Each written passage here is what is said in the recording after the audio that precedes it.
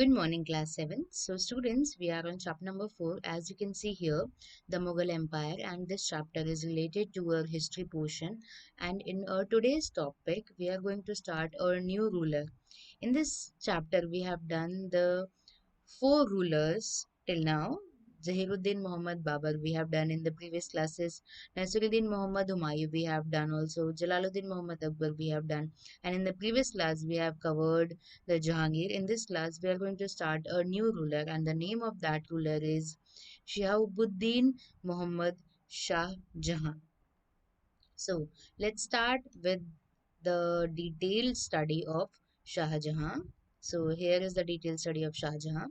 So let me first of all introduce you all with your book. This is your seventh class SST book, and you all. I hope you all have purchased this book. So for this our today's topic, you have to come to page number 36. Here is page number 36, and from here the this portion is started. So let's start with our today's topic. So the death of Jahangir, because of the death of Jahangir, war of succession among his sons started. तो जैसे ही कोई सी एक ruler की death हो जाती है तो उसके बाद जो उनके बेटे होते हैं उनके पास क्या जो एक गद्दी है जो नेक्स्ट रूलर बनने वाला है उसको लेकर वॉर छिड़ जाती है. इस वॉर में जीतते कौन है? इन AD 1628 Prince Khurram ascended the throne. So here's the picture of Prince Khurram. In the previous classes also we have discussed the name of this person. So Prince Khurram took the title of Shah Jahan, the ruler of the world. सारे जहां को जीतने वाला हम जिसे बोल सकते हैं. So the real name of Shah Jahan, as I have already mentioned here in this slide, the real name of Shah Jahan or the full name of Shah Jahan is Shihabuddin Mohammad Shahjahan.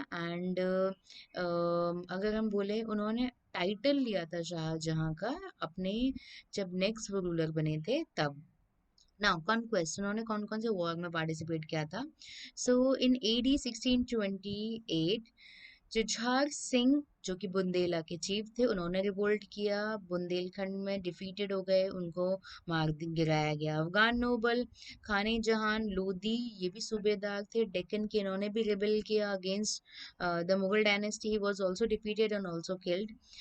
Shahjahan wanted three states: Ahmednagar, Bijapur, and Golconda. All these three states we have discussed in the war or succession, or we can say conquest of Akbar also.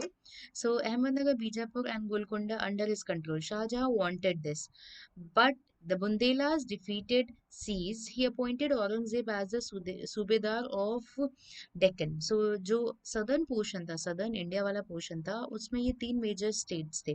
तो शाहजहां ये चाहते थे कि वो सारे के सारे states हैं उनके अंडर में आ जाएं. तो जब बुंदेलास वाले इस पॉइंट पर हम आते हैं, उन्होंने क्या किया? उन्होंने वापस the Bundelas were defeated and Orchha was seized. Therefore he appointed. Bundelas हार जाते हैं और ओरछा को सीज कर दिया जाता है उनके अंडर में लाके. और तब जो जब जो शाहजहां है वो अपने बेटे औरंगजेब को डेक्कन का सूबेदार घोषित कर देते हैं. डेक्कन की अधिकतर जिम्मेदारियां किसके अंडर में आ जाती है? औरंगजेब के अंदर में आ जाती है ना. अहमदनगर, यही वाला वो अहमदनगर है, ए की वजह से ये लाइंस आ रही है. Ahmednagar was conquered in 1632. So एक क्वेश्चन MCQ में भी आता है कि अहमदनगर कब किसके अंडर में आ गया था? तो यहाँ पर आपकी बुक के अंदर मेंशन आउट है, वो एट लास्ट कॉन्कर्ड हो जाता है by Shahjahan in 1632. And Bijapur Golconda एक एनुअल ट्रिब्यूट को एग्री कर लेते हैं. एनुअल ट्रिब्यूट मतलब साल, पूरे साल के वो कुछ अमाउंट, कुछ particular amount of money provide कराएंगे हम मुगल डायनेस्टी को. तो अहमदनगर उनके अंडर में आ ही चुका था. बीजापुर और गोलकुंडा ने एक एनुअल ट्रिब्यूट पे करने की जो बात थी उस पर अग्री कर रहे थे. तो हम कह सकते हैं तीनों के तीनों किसके अंडर में आ चुके थे? शाहजहां के अंडर में आ चुके थे. Now the next point is north west policy. North west policy means some part of Gujarat, some part of Rajasthan, like this. Shahjahan wanted to reconquer the territory of Central Asia. अगर हम central Asia की बात करें तो पाकिस्तान अफगानिस्तान से भी आगे वाला जो सेंट्रल एशिया वाला पार्ट है उसको वापस से अपने अंडर में लेना चाहता था. Wanted to capture Balkh and Badakhshan would enable him to invade Samarkand, home of its greater ancestor Timur. तो हम लोगों ने पहली क्लास में तिमूर और हम इनके बारे में पढ़ा था। I am sharing the screen. Timur और चंगेज खान के बारे में पढ़ा था कि ये मुगल डायनेस्टी के एंसेस्टर, या फिर अगर हम बोले डिसेंडेंट्स हैं, descendants of Genghis Khan.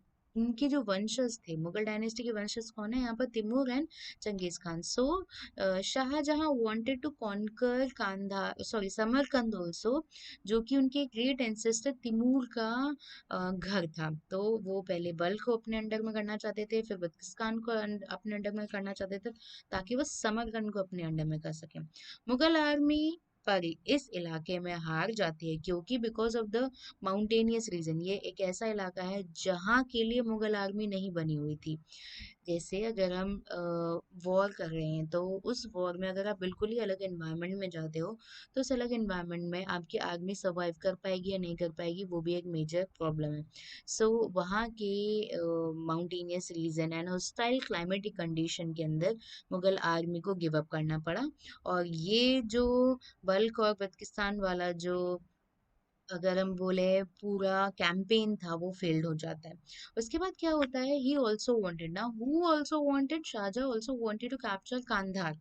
Okay, Kandahar का नाम बहुत बार आया है। कांधार का नाम बाबर में पढ़ते हैं हम लोग, अकबर के टाइम पे, बहुत सारे रूलर्स के टाइम पे पढ़ते हैं। He also wanted to capture Kandahar, send powerful expedition under Aurangzeb. So Aurangzeb की बात हम लोगों ने यहाँ पर भी की थी, उन्हें दक्कन का सूबेदार बनाया गया था। औरंगजेब की बात हम यहाँ पर भी कर रहे थे, उन्हें कांधार भी भेजा गया for the expedition of that area, but this expedition failed due to the superior artillery of Persians.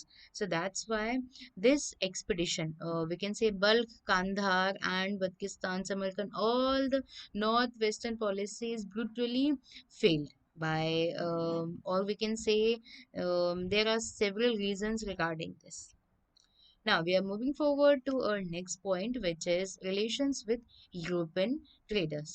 Now, in this paragraph, we can see that European traders. Now, the European traders were merely looked upon as traders by Mughal rulers, established trading outposts in different parts. Shah Jahan came to know that Portuguese extracting booty from Indian traders attacked and defeated the Portuguese, seizably made them trade on his own terms. Now, इस time तक अगर हम बात करें, इनके पहले के rulers जो हैं, जो जहांगीर है, अकबर है, उस टाइम पीरियड में जो ब्रिटिशर्स थे या यूरोपियन कंट्रीज थी, वो इंडिया आ चुकी थी। अब इंडिया में आके उन्होंने उनका मेन मोटो था, उनका मेन मोटो ट्रेड करना था। पर हम लोगों ने जहांगीर के टाइम पे भी देखा था कि जो यूरोपियन कंट्रीज थी, वो चीट कर देती थी इंडियंस को। सो दैट्स वाई यहाँ पर भी यही चीज़ देखने को मिलती है। यूरोपियन ट्रेडर्स इंडिया में ट्रेड करने आए थे, उन्होंने बहुत सारे आउटपोस्ट डिफरेंट पार्ट्स में अपने बना लिए थे। जैसे ही शाहजहां को पता चलता है कि जो पोर्तुगीज हैं, वो ड्यूटी को एक्सट्रैक्ट कर रहे हैं, चोरी कर रहे हैं, तो उन्होंने क्या किया? उन पर अटैक कर दिया और उन्हें हरा दिया। और उनकी एरियाज को अपने, वैसे तो हुगली हमारा एरिया है, और सीज कर दिया हुगली को। जो हुगली वाटर सरफेस एरिया है, मतलब जो रिवर है, वहां से ट्रेड किया जा सकता है। और अब क्या हुआ? एंड में पोर्तुगीज को उनकी शर्तों पर, उनकी खुद की नहीं, हमारी शर्तों पर अब ट्रेड करना पड़ेगा। तो इस तरीके से रिलेशंस थे उनके यूरोपियन ट्रेडर्स के। उसके बाद in 1657 to 1658 there was a conflict. अब जब हम बोले, कहीं पर भी आप जंग जीत लो, पर अगर आप फैमिली में ही हार जाते हो, तो आपकी आगे आने वाले फ्यूचर के लिए सही नहीं रहता है। तो यहाँ पर यही बात की जा रही है। इन 1657 टू 1658 कॉन्फ्लिक्ट चला था शाहजहां और उनके बेटे के बीच में। अब यहाँ पर शाहजहां और उनके बेटे की बात भी न करें, उनके बच्चों के बीच में ही कॉन्फ्लिक्शन चल रहा था, जो कि हम बाबर, हुमायूं, अकबर, इन सभी के टाइम पीरियड में देख रहे थे। Aurangzeb was victorious, and his three brothers, including the Dara Shikoh, were killed. Aurangzeb और उनके जो कुछ ब्रदर्स थे, उनके बीच में सक्सेशन वॉर चल रही थी कि अब कौन नेक्स्ट रूलर बनेगा। जो औरंगजेब है, वो नेक्स्ट रूलर बनते हैं, और उनके जो ब्रदर्स हैं, उनकी डेथ हो जाती है, उनको मरवा दिया जाता है, और शाहजहां को भी जेल में भेज दिया जाता है। So by this topic we have completed Shahjahan. I hope you all have understood all these topics very well. So इसमें कहीं पर भी ताजमहल का डिस्कशन नहीं है, सो हम इन चीज़ों को डिस्कस नहीं कर सकते हैं। जितना भी इस बुक के अंदर पढ़ाया गया था, we all have have discussed. So after this point, all these completion of this point, I will provide you the question and answers, short question and answers of this chapter. We have done the MCQs, match the following fill-ups in the previous classes. So that's why I will provide you only short questions in this class. Thank you.